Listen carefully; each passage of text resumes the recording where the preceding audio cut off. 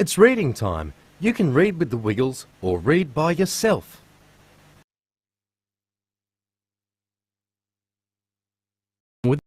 It was nearly Christmas and everyone in Wiggleland was so busy.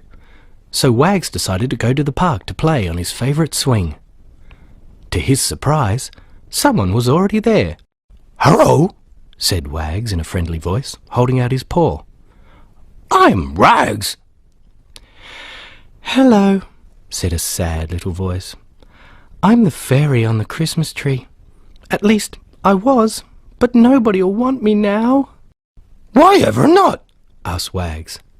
"The Wiggles have a Christmas tree, and I know they'll need a fairy to put on top." "They won't want me," said the fairy. "Just look at me." And she got off the swing. "Oh dear," said Wags. "You are in a bit of a mess, aren't you?" "I certainly am," answered the fairy. "Once I was the loveliest fairy in the world.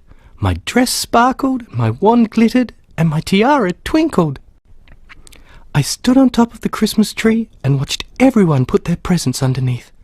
On Christmas morning I'd see all the happy faces, and people would look at me and say how beautiful I was. But now my dress is torn, and my wand is broken, and I've lost my tiara. I'm not looking forwards to Christmas at all." And she began to cry. Wags patted her. "Please don't cry. Perhaps my friend Dorothy the dinosaur could help you." Just at that moment, Dorothy the dinosaur came to the park looking for Wags. She saw the fairy and Wags told her about the problem. Dorothy thought for a while. "Hey, I could make you a dress out of rose petals," she offered. "That's very kind of you," said the fairy. "But the fairy on the Christmas tree always has a white sparkling dress." "Perhaps Captain Feathersword might have an idea," suggested Wags. "Let's call him." "Oh, I'm not much good with dresses," said the captain when the others explained the problem. "But if the little lady needs a wand, I could let her have one of my feather swords." "Thank you," said the fairy. "But the fairy on the Christmas tree really needs a wand that glitters." "Hey, here comes Henry. Do you think he might be able to help?" asked Dorothy. Henry thought carefully. "Oh, I don't know much about fairies or Christmas trees, but I could ask the mermaids if anyone has a glittery tail to spare. Oh!" "You're all very kind," said the fairy, "but it doesn't sound as if you are able to help me. I really do need a sparkling dress and a glittering wand and a twinkling tiara." "You know me, hearties," said Captain Feathersword. "I think this is a case for our friends the Wiggles." He turned to the fairy. "They're full of good ideas. I'm sure they'll know what to do. And here they are!" Everyone talked at once and tried to explain the problem. The fairy shrank into the background. She didn't know these new people and felt very shy. "One at a time," laughed Greg. "What's all this about a fairy? Dorothy, you tell us." Dorothy brought the fairy forward and introduced her to the Wiggles, explaining the problem. The Wiggles thought hard. "I don't suppose some yummy food would help?" asked Anthony. The fairy shook her head.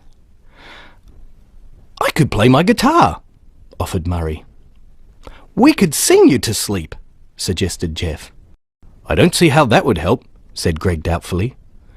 "You're all so generous," replied the fairy. "But you see, the fairy on the Christmas tree has a kind of magic about her, and ordinary solutions won't work."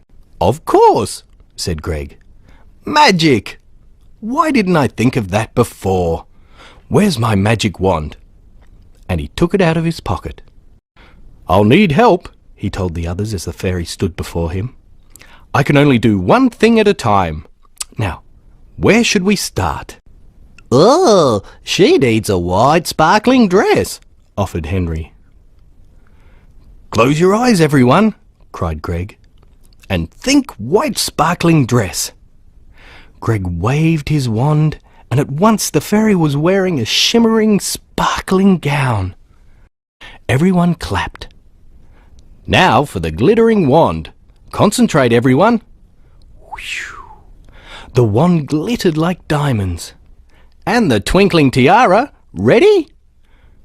Greg waved his wand once more, and the fairy's tiara twinkled like the stars. "Oh, thank you, laughed the fairy, clapping her hands. "Now all I need is someone who wants a fairy for their Christmas tree." The Wiggles and their friends looked at each other. Murray bowed.